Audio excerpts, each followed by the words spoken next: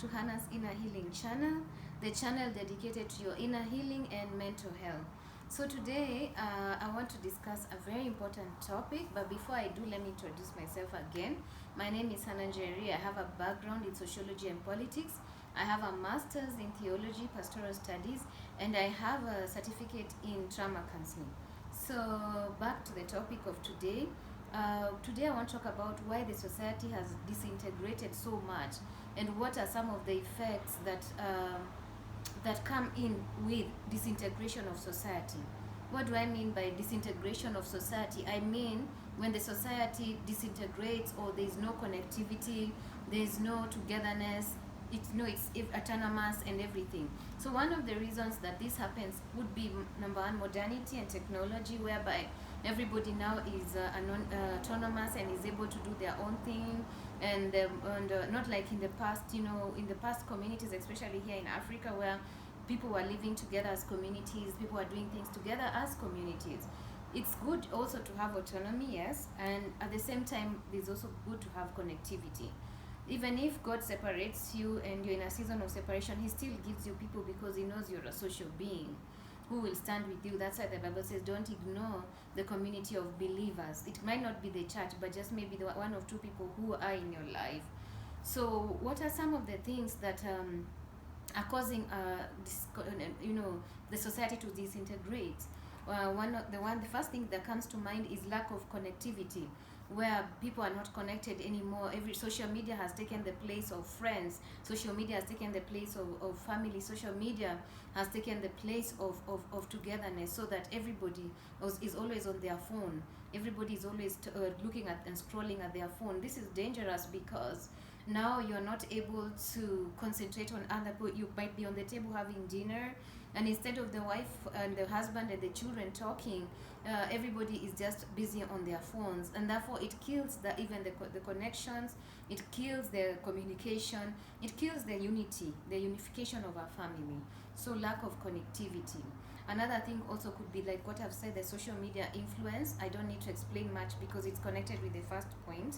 Then there's also trauma or inner wounds. Trauma, in the society we're living now, you realize relationships are really breaking or disintegrating at a very high rate because of trauma. People are traumatized and they have not been able to heal from trauma. So what trauma does, it can isolate you, or it can cause you to act in abnormal ways in society, whereby you become aggressive.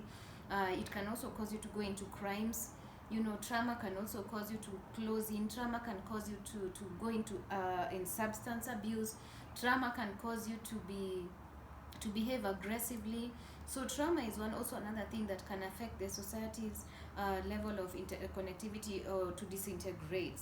Another thing also is lack of self-awareness. When you don't know yourself, when you don't know who you are as a person, you won't be able to fit in society well. You will not be able even to fit into the right career.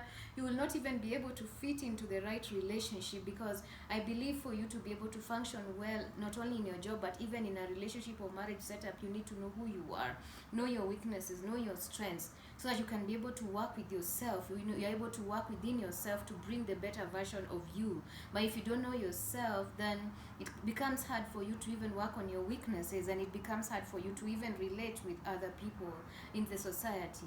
There's also peer influence, where everybody is looking for money. You want to be like this person who has money. You don't even know how people make their money. There are people who make clean money. There are people who also make money in dirty ways. So as you're competing, you're trying to fit in the some mold of society, or for people to call you successful, you can end up, in vices, and that also affects your connectivity with people, because your mind is always thinking money, money. So you will always see people as money. You will always see, what do I have to gain this? Every time you meet someone, what can I gain from this person? And that in itself makes you a person who cannot even connect well with people because of your mentality or your way of looking at life and situation. Another thing also is your mindset and how you're wired. If you grew up in a family where money was always overemphasized, success, over relationships. It causes you also to lose that, to be fragmented within you, and you're not able to relate well with people, even to relate well with your family. There are men who I know are successful business people, but they don't even get time to play with their children. They don't get time to sit with their families and have dinner. They don't get time to talk to their children. So it's like the mother is the one who is doing everything. And also sometimes in other cases it happens that both parents are not there.